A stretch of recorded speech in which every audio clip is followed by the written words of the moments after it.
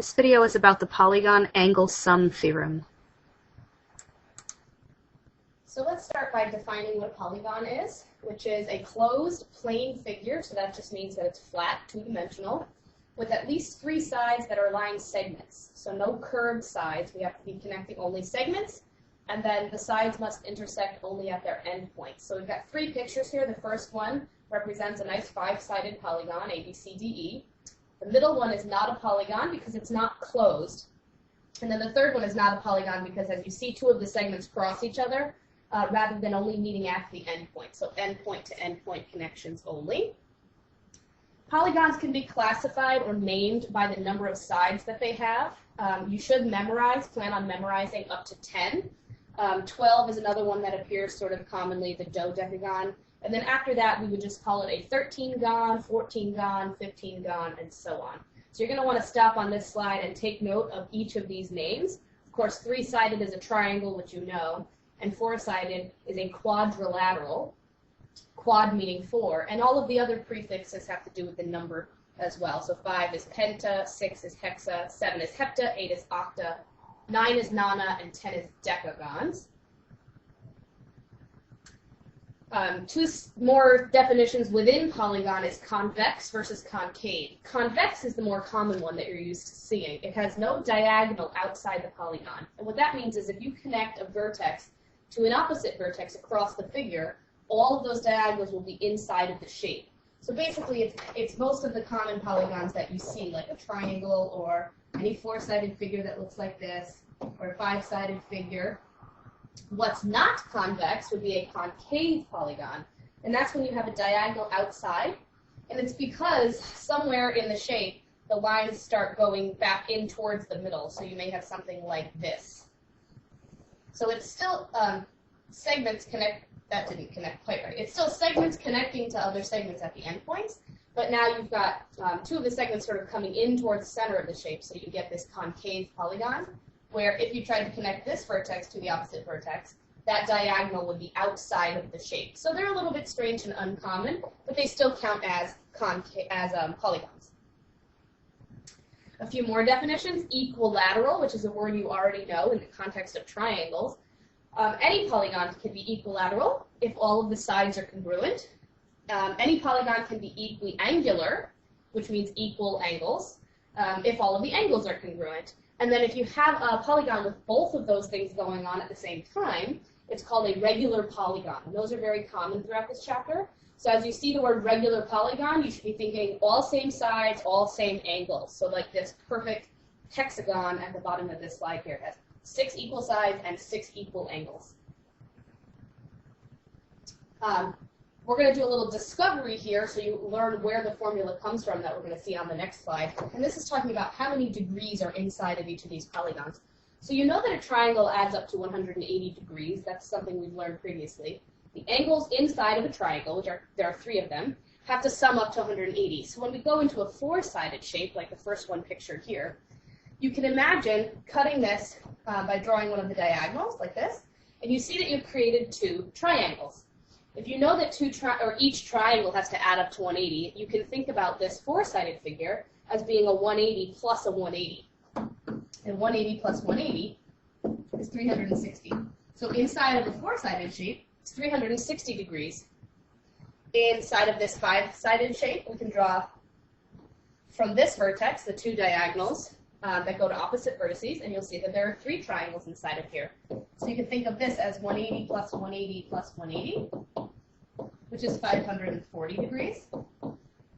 And if you've started to notice a pattern, well, the next figure has 6 sides. If I connected this vertex to each of the opposite vertices, you see I've divided it into 4 triangles, so basically I'm just adding on another 180, and this is 720. And then you can continue adding on another 180, another 180, another 180.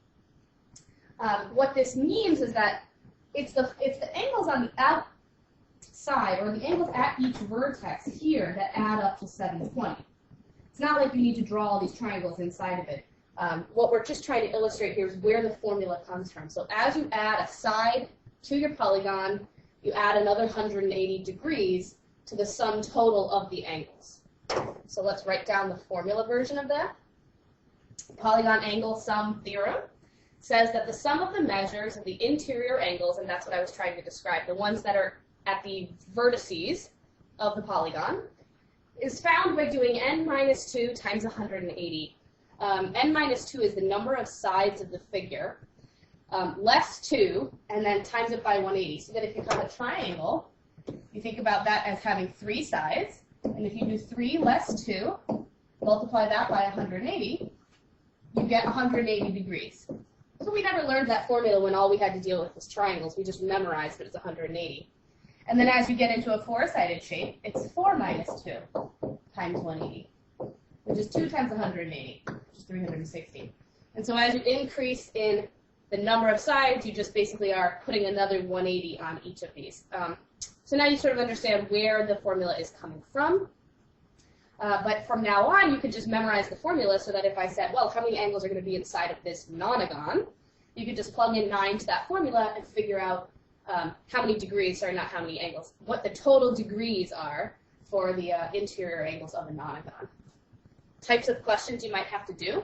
Example 1, find the sum of the interior angle measures of a heptagon. So perfect example, there's no figure drawn. You're going to have to remember or look up heptagon is 7 sides. Sum of the interior angles is what this formula tells us. So n minus 2, a heptagon being 7-sided figure, so 7 minus 2, which is 5. And 5 multiplied by 180, which is 900 degrees. Okay, so we've just figured out how many degrees are inside of a heptagon. The sum of the measures, I'm going on to the next example here, the sum of the measures of the angles in a given polygon is 1980. So now they're telling us the sum of the interior angles and asking us to use the theorem to work backwards and figure out the number of sides of the polygon. So this time, I want to set up the formula, which says n minus 2 times 180 equals the sum of the interior angles of the polygon, so equals 1980. And then work through this algebraically to solve for n, which is the number of sides. So we're going to divide both sides by 180. N minus 2 equals 11, nice whole number. Add 2 to the other side, and n must be 13.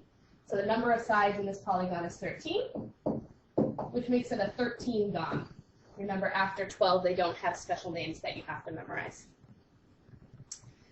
You may also be asked in a non-regular figure, so here's just a polygon that has 1, 2, 3, 4, 5 sides.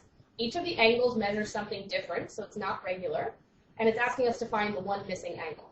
Well, basically, I'm just going to add up the ones I see and subtract it from the total. But I'm going to need to figure out the total first. So it's a 5-sided figure. The total interior angle measurement for a 5-sided figure is going to be 5 minus 2 times 180. 5 minus 2 is 3. 3 times 180 is 540. And then I want to figure out the sum total of all the angles I have pictured, which is 90 plus 110 plus 120 plus 150. Of course, plus angle y, which is the one I don't know, and that's supposed to equal 540. So I can now find that sum and subtract it from 540. So 540 minus 90, 110, 120, and 150 gives us 70 degrees for y.